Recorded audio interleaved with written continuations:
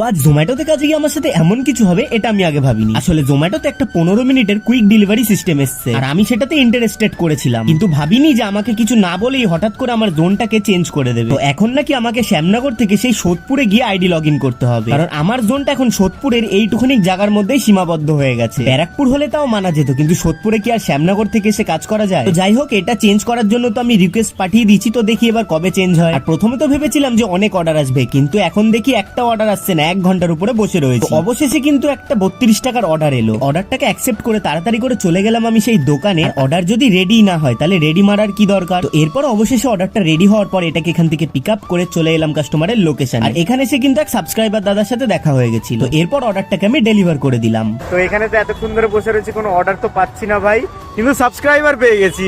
Hello নমস্কার, আমি jasmine চান। আমি শাহিদার ভিডিওস প্রায় রোজই দেখি, আজকে তো সাক্ষাৎ দেখা হয়ে গেল। আমি খুব খুশি এতেই, মানে আমি শব্দ বুঝতে পারছি না, এত খুশি হয়ে গেছে, মানে খুশিতে না যা হলে হয় আর কি। তো এরপরে কিন্তু এরকম ভাবে আরো অনেকগুলো অর্ডার কমপ্লিট করে নিলাম, আর আজকে কিন্তু আমি 5টা অর্ডার কমপ্লিট করেছিলাম, আর আর্নিং অনেকটাই কম হয়েছিল।